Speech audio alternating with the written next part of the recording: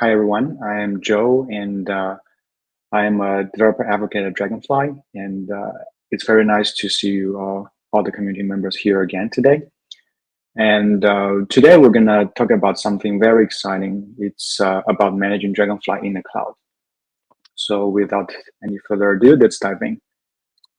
So yeah, let me please allow me to give a brief introduction to Dragonfly, the project, just in case some of the, as usual, just in case some of the folks here don't know what it is. And yeah, so basically Dragonfly is a source available project. We're on GitHub. We have like 24.1K stars as of today. Yeah, and we call it the community edition because it's community driven.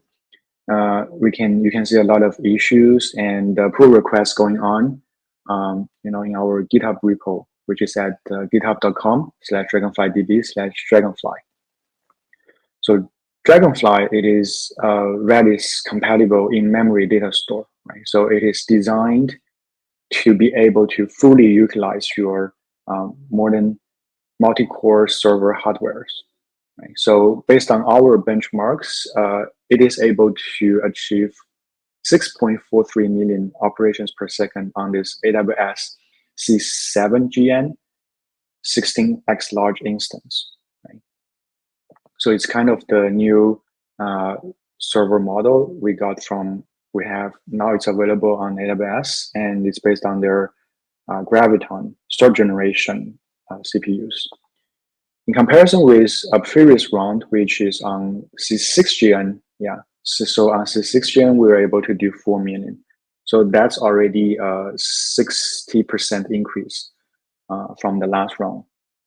Right. And I would like to mention that obviously, in between these two benchmark rounds, we did a lot of optimization, additional features and stuff, stability, but, the underneath architecture of Dragonfly didn't change, which means that Dragonfly, the core code of Dragonfly, it is able to be, adaptive, or it advances with the hardware. So you take the same piece of code and you put it on like a bigger machine, it will just perform better.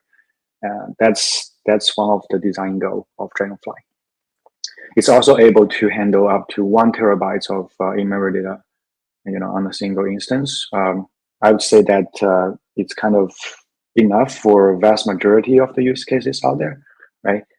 If that's even if that's not enough for you, we also have like cluster mode under active development as well. So as I mentioned, Dragonfly is 100% compatible with Redis and Memcached in terms of the wire protocol. And command-wise, command-wise, Dragonfly is currently we support over 240 Redis commands. Right? So the most commonly used ones you could expect that it is available in Dragonfly. And all the algorithms and neural data structures we use in Dragonfly, it can lead up to 50% of cost in terms of cost savings in terms of hardware. Like, for the same workload, maybe you need a smaller machine, or maybe you need fewer machines. And we also have primary replica for high availability, right? And as I mentioned, we have a cluster mode as well. And we have a very active community on GitHub and Discord. So you're very welcome to join today, as well as join our GitHub community and Discord server. Cool. So yeah, in the past talks, we've covered a lot of topics. We've covered like migration techniques. We've covered, how to use the Kubernetes operator to run Dragonfly, and some like application development related stuff. And for today, it's more about how to manage Dragonfly, right?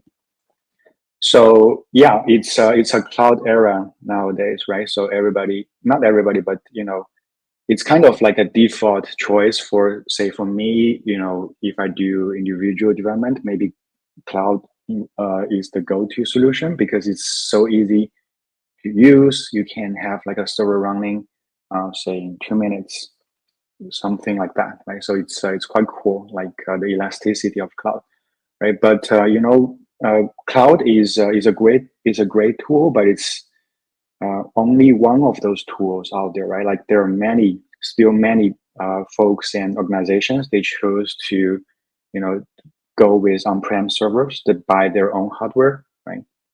So we also agree with that. We admit that self-hosting is probably a very economical solution in terms of direct cost. Right? So because in order to provide the elasticity, sometimes cloud is not as cheap if you really do the calculation. Right? So if you buy your server, say you have a very strong DevOps team, self-hosting is definitely the choice.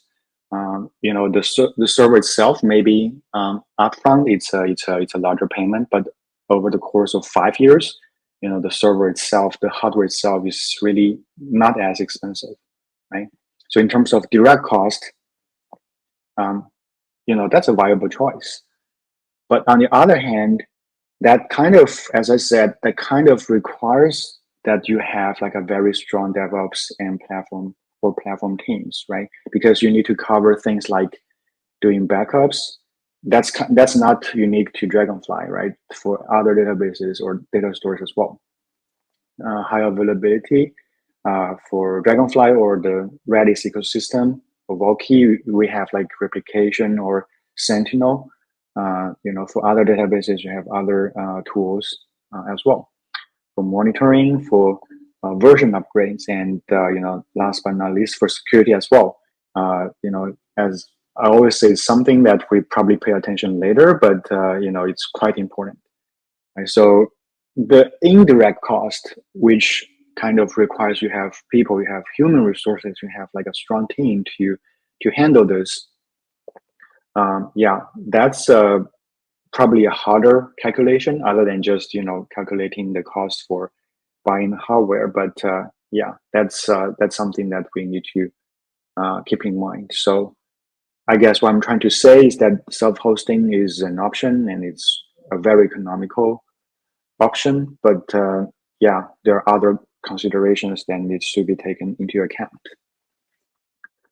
So next up, we also have like containers, right? Like if you use containers, then all the many of the complexities can be solved or can be eased by those orchestration platforms like Kubernetes, right? So if you use Docker Compose, Kubernetes operator, Helm charts like Dragonfly can be installed with all these tools very easily.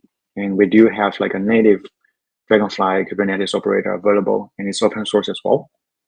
So like using containers, you can have your like monitoring Grafana, everything kind of managed by the orchestration platform like Kubernetes, right? But so that's the tools like you have when you use containers. Overall, I would still say that Dragonfly is still easier to manage than many of the more complex distributed system out there, right? One example I have in mind, don't get me wrong, like I love this project. It's just like probably harder to manage, right? It's called Pulsar. It's like Kafka. It's message queue or like real-time streaming platform, right? So in my past project, I used it. It's awesome, and it's very feature rich, and it's very reliable as well, right? But me as a developer, and I don't quite understand the architecture of the whole thing, and I was interested in it someday, and I look into their docs. It's quite amazing and yet sophisticated, right? This type of distributed systems has like a lot of components already besides your services, besides your service pods, right? So to me, I don't feel quite confident myself to manage this piece of software, even though it's super powerful, right? So what I did, I go by the cloud service, provided by, let me see. Stream Native, I guess it's the company as well as the team behind Pulsar. So yeah, this is the project I would recommend for messaging and streaming. But it's complex, right? I personally am not confident to manage it. That's why I went for, their cloud services. So back here, similarly for Dragonfly, I think Dragonfly is even easier in comparison with an architecture like this, right? But as I said, you still need to take into account, the other indirect cost factors of other indirect costs, right? So yeah, to keep that in mind. Yeah, that's why it kind of brings to the next point I have, right? It's like yeah, Dragonfly itself, it's a single piece of binary, so it's not as complex as Pulsar in terms of like how many components it has, right? But it also has certain challenges in my mind, right? So first off, I think Dragonfly is an in-memory data store, so it's a little bit sensitive, I would say, to the noisy neighbors, right? For instance, if you have something else running on the same machine, that's one example. Also for container like Docker, or if you use like Kubernetes, I do understand that the containers are very lightweight in comparison with like virtual machines. It's very, very lightweight. But with all this kind of, no matter how lightweight it is, right, there are still like a few layers of abstraction on top of the bare metal, on top of the physical server, right? So, if if what we're talking about here is like a Go service, say a backend service written in Go, and I containerize it and I run it with Kubernetes, that's perfect because I barely see like any latency the container would add to my Go service. Like they're both all very fast enough, right? But for Dragonfly as an in-memory data store, you know, as I mentioned, Dragonfly is able to handle millions of operations per second, and every single one of them needs to respond with under 1 millisecond. Right? A system like this, it's okay to say that it is a little bit sensitive to the environment surrounding it. Right? So if you, based on our test, if you containerize Dragonfly, then the performance would be slightly lower than running on the bare metal. That's why we spend time to build Dragonfly Cloud.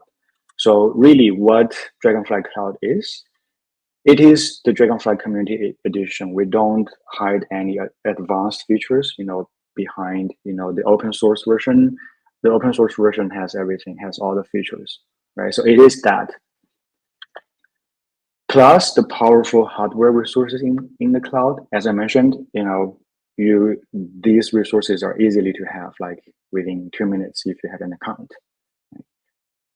And minus the containers, so we actually don't use containers in Dragonfly Cloud because of the reasons I said, right? Like containers, they're great, but for like such a high throughput, high performance, low latency system like Dragonfly, it is a little bit sensitive to the abstractions on the bare metal server, and also minus complexity. So that's kind of like the nature of why we build a service on top of it, and we want to make everything so easy for you to use. So yeah, this is my understanding, and I hope that's accurate, and I would think that many of our team members agree with this as well. So cool. So yeah, that's what we have, and it's time to do a demo, and I hope you guys find that exciting as well. So all right, let's get started. Let me minimize this slide, and on this tab, I have a production version. It's the production side of Dragonfly Cloud, and yeah, we're actively onboarding new users, customers as well. If you're interested, you can check our website to see the cloud trial, or if you can see my URL, that's another option as well. Cool. So as you can see, it's nice and neat and clean. It's like it's not they're not like many fancy buttons, because we focus on only one service, which is Dragonfly. We try to make it the best. So, and to me, like, infrastructure should be easy and kind of boring, right? I don't need like 20 buttons over here. Cool. So let's try to create one data store by clicking stuff. Why not? It's the best. So let me try to do like a data store. I will probably go by AWS, and let's say US East. I'm gonna give it a name as Joe Dev Public, because I want this instance to be publicly reachable via like the COI. So US East one, that's fine. And let's go with like a development instance to try it out, right? And then as you can see, we have like a cost estimation here as well. Our pricing model is mostly based on the how much memory provision, as well as some data transfer charges. But it's mostly based on the memory, because we don't want to limit how many operations or commands you can send to Dragonfly per second. Try to push to a limit. And then for security, as I said, I'm gonna leave this as public.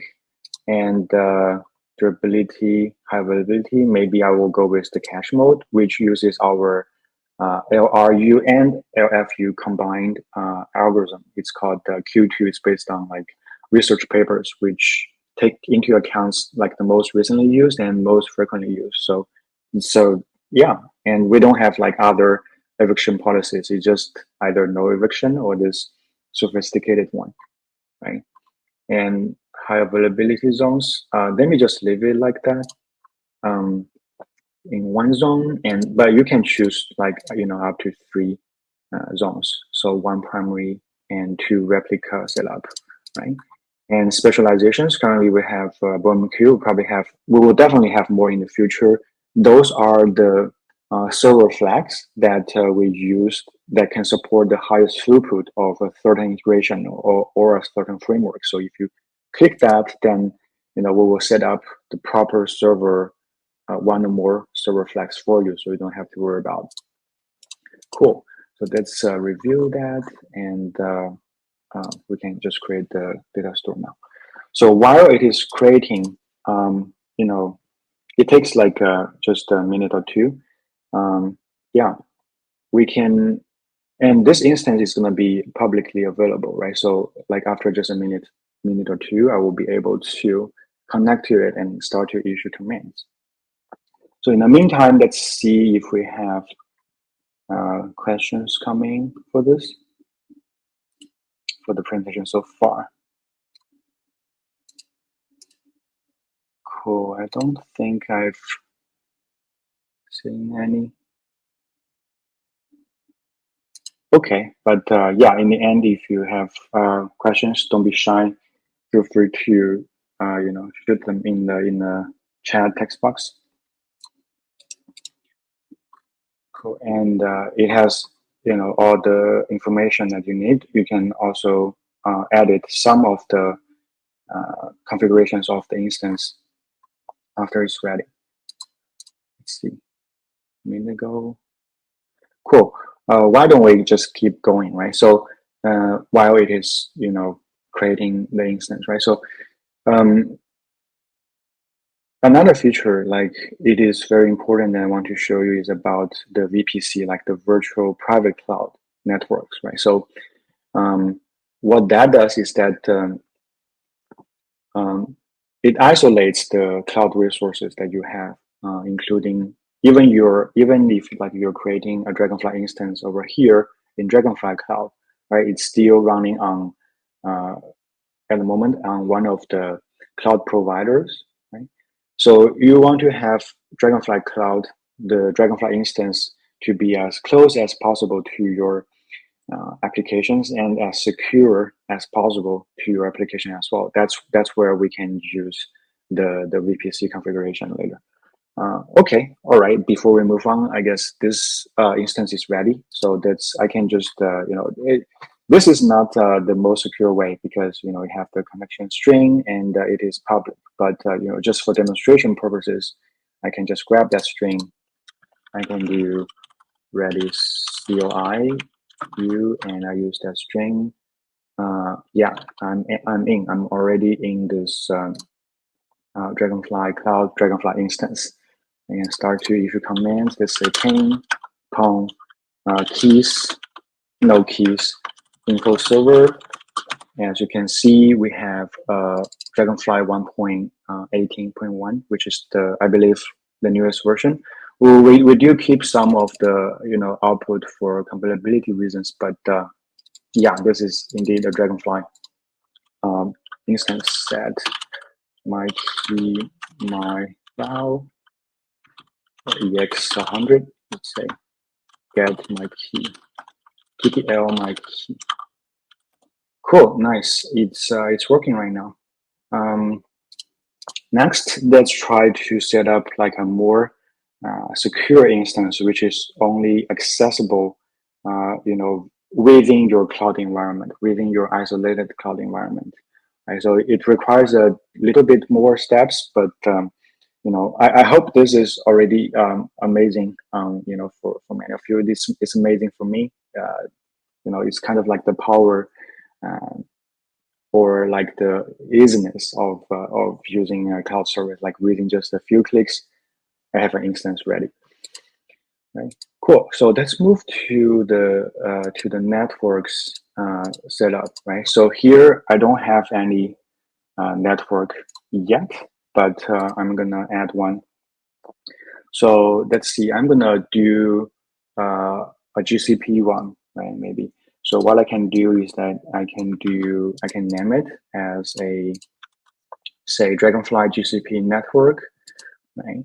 And let's see, I pick an area, let's say US4, right? US is 4. And the CIDR, I can leave it as long as it doesn't overlap with the counterpart of it, right? So yeah, it's just as easy as that. Let me do the creation. And this should take like a short time as well. And yeah, let's see. A good question about yeah, like about Dragonfly Cloud. Where are we? Like which cloud providers and zones are we available right now? Let's take a look at that. Maybe try to do another data store, but not creating it. So we are currently on the major cloud, AWS and GCP. I believe we plan to add more, of course, in the future, right? And currently we have like, yeah, again, like the major availability regions or zones as well. And yeah, I've heard stories where our customers request a specific zone because their applications are running there. Yeah, that's it. I would say it will take some time for for us to have like a better, even better coverage. But so far, I say that it's not bad. We have a lot of regions and zones already. Yeah, we also have this request button. Okay, yeah, we can request new regions if you don't see your region there. Okay, let's not do that. And okay, so my network is active right now. So what I'm going to do is that I'm going to create connections, right? It's called peer connections. So it's kind of like a two-way setup. I set up here in Dragonfly Cloud, and I also do some setup in my GCP account. So by doing that, then the two peers knows about each other, and they're able to talk with each other using this like private IPv4 range. So, and other than that, everybody else outside of the network or the peer connections, they're not able to. Right? So maybe if you want to connect with local, for debugging or other purposes, or monitoring your prod, that's possible. But for this demo, we just want to show that how secure it is when we set up the PeerCon, right? So I'm going to create a connection for this network over here. Right, I'm going to give it a name. Name can be, let's say, DFGCP PeerCon. And yeah, for the acceptor CIDR, you need to take some time to find it out. So let me head to my GCP account over here, and let me find my VPC networks. So for this whole Dragonfly project on my GCP account, so this project can be, you can name it differently, right? I named it this way for demo purposes, but imagine you have some sort of awesome application project, right? It will have like a default VPC network, and let's use that. In here, I go to subnet, and I was dealing with US East 4. So let me also find US East 4. Oh, it's over here, the US East 4 IPv4 range. Right? So I can just take that and I put it over here, right? Then the acceptor account ID, that will be the project ID of this GCP project, which I can find over here. This is my project, this is my ID, and I grab that as well. And then finally, the acceptor VPC ID. In this case, it's the name of the VPC within this project, right, which is default. So let me put the name over here. So yeah, then I will just create the connections. This is one connection under this network, right? So I will give it a minute or two, so it will do the setup. But after the setup is finished, it will become inactive for now, because I haven't done the same thing or the similar thing on the GCP part yet, right? So I've done the setup for the peer connection in Dragonfly Cloud, but I haven't done the same thing for my GCP account. So let me head over and do that. Over here, let's see, I'm in my GCP account again. I can select this, still under VPC network, right? I can select VPC network peering. And yeah, I have like an old one from before, but let me create a new one. Yeah, maybe we can keep the name the same so that it's easier to distinguish. So this is the name, and my VPC network, like the network I want to work on or I want to do setup on, is default, right? So I will pick default. And in this case, it's not the peer is not in my project, right? It's in some project that Dragonfly Cloud manages, right? So it's in another project, right? And the project ID we can find over here, which is, yeah, the naming is a little bit mismatching, but it basically means like the account ID for Dragonfly Cloud. So let me pick it over here as well. And then finally, the VPC network name, which is this one, the VPC ID. So now I'm setting up like the counterpart in my GCP account. Let me hit create for that.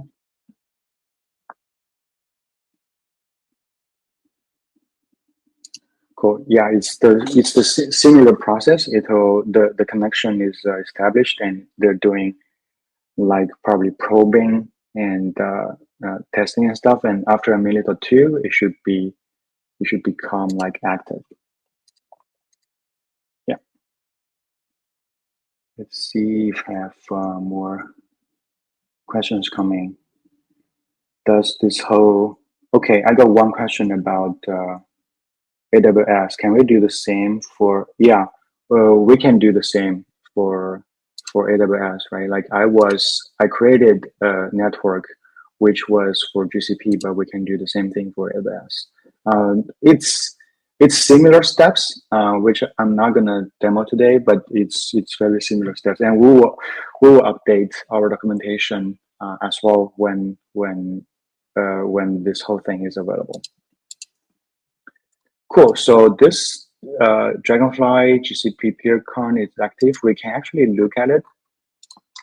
You can see that then we switch the region as well. You can see that for the imported routes, we have these IP ranges, which I believe matches what we have in here in Dragonfly Cloud, right? And for the exported ones, it's exporting, a lot, but the one we specifically care about is US East 4, and it's also, available. And as you can see, by setting this up, the status of this connection on the Dragonfly end is also become active. So on both sides, they're active, and yeah, it's a peer connection, like able to talking with each other. So what I'm gonna do right now is I'm gonna head back to the data store page, and I'm gonna create another data store. In this case, I'm gonna call it Joe Dev DC, right? And it's gonna be on GCP, and let's do US East 4 development instance, right? And the thing I care about the most in this case is security. Instead of public, I'm gonna pick my private network, which is the one we just created, right? And I'm gonna leave, TLS and passkey not enabled, and it's by default because they're gonna be using the private network within the isolated cloud resource. Okay, let's do that. Great. All right, while this GCP instance, the private GCP Dragonfly instance is creating, then we also head over to my Google Cloud, and why don't we create a compute engine, which is like an instance, like a VM, right? And we will use this one to talk to the Dragonfly instance. So let me make sure that I'm picking the right region, US East 4, right? I will just, pick a very small instance for this demo purpose. And similarly, what I care the most is to make sure that the networking is using the default VPC, right? And this range, I believe, is the range for US East 4. Cool. And let me create the instance as well. And both sides should take very little time to finish. And yeah, let's give it just one more minute or two. Please bear with me. Cool. In the meantime, let me see if there are questions that I can take, and if not, we will see. New features. There's a question about the new feature of tiered storage. Tiered storage. Yeah, I believe you were here last time for the community office hours, right? Yeah, it's amazing. So during our last time, the May community office hours, our CTO Roman, he demonstrated an exciting new feature called tiered storage. It's not production ready. It's not fully released yet, and we're building it only for the string data type at the moment. But the thing is that, yeah, it's like I would say that there's no silver bullet in programming, right? So memory is fast, but it's expensive, right? So if you're okay to trade some of the throughput and some of the speed, still within under 1 millisecond range for P99. If you can trade off a little bit of latency and throughput with memory, that's fine. The demo I saw was, I believe, is that when it's enabled, the memory usage reduced to about 90%. So some of the data are offload to, much of the data, they're offload to the disk, but the latency is still very low, acceptable range. Yeah, so it's a balance or trade-off strategy, I would say. yeah, we will definitely publish more videos and announcement on that later. Cool. So this JoDev PVC instance is ready, and let's see the VM instance. In within the same PVC, within the same private virtual private cloud network, it's ready as well. Let me try to SSH into this instance using this browser. This is why I love cloud. Like I do more development than DevOps myself, so I'm kind of not very sharp in terms of all the COI or YAML based dev tools. Yeah, sometimes the UI saved my life. Cool. So let me try to SSH into this. Okay, now I'm in this instance. I believe I don't have ready CLI on here, but let me install that very quick.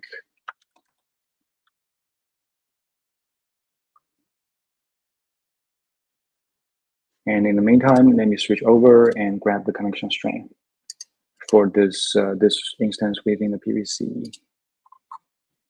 Cool. Redis CLI-U, and then the URL. Yeah. Again, I'm in this Dragonfly instance, right? And info server. This is the new one, so if you don't have any keys, right? And yeah, let's just set a key. Set hi, go. Hi, folks. Yeah, cool. Right here. So this URL, because it's within this connection string, I would say, or URL, like it's only reachable within the PVC. So if I try to do that on my local machine, you wouldn't be able to. Right? So it hangs there, and after a while, it will just time out. So it doesn't allow like connections reaching from like different places, and also it doesn't allow connections, even within the same like isolated environment. But if it's from a different IP range, I don't think that's going to work as well. Cool. So yeah, that's it. That's the demo of me clicking around in Dragonfly Cloud as well as my GCP account. Personally, I find that interesting and exciting. It's very easy to use. That's how infrastructure should be. Like we spend time build like the strong base for Dragonfly. We also spend time try to deliver like the best service for you based on Dragonfly. And that's why when you use it, you should just use it as a memcached or Redis API compatible data store, and that's it, and not worry about the other stuff, right? So yeah, cool. So that's all I have for today for the demo. And yeah, let me see if we have any questions in the chat. Cool. You want to try this? Yeah, for sure. If you want to try this, there are two ways I would say. Go to dragonflydb.io. The cloud trial, yeah, this is the form that you need. Or if you happen to see my URL here, I would say, yeah, it doesn't hurt that you go there and try it yourself as well. Right? Okay, this is compatible with like data types. So you mean, yeah, I mean the Redis data types. Yeah, that's a good question actually. So let me go back here again, please. So this is our documentation page.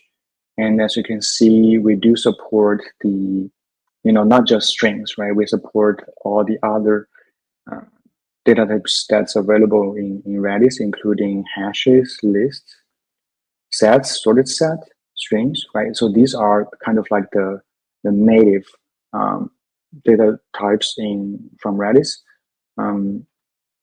There are other things like JSON, which is available via Redis stack. So it's an extension of Redis, not the native data structure. But in Dragonfly, the JSON data type is also supported natively. So you don't have to install anything extra for say for JSON, right? And yeah, we also support like uh, all the commands for different data types. They're directly built into Dragonfly, so it's available. Yeah, personally, I find these probabilistic data structures also amazing, like hyperlog and Bloom filters. They're quite amazing. They use like very little memory, but it can do like special tasks like very well. Cool. All right. Okay. So I don't think we have like more coming in. Yeah, but if that's the case, don't be shy. You know, please come to dragonflydb.io, and we have like Discord and GitHub links and linking and Twitter links down there. If you're interested in any one of those, please don't be shy. Don't feel shy to join us, to join the Discord server and chat with us there. If you have any questions encountered, probably POC while you're POCing Dragonfly or you're trying it locally, yeah, we're always there for you. Cool. Yeah. So if that's that, we can call it a day. And thank you so much for joining again. And we'll see you next time. Take care.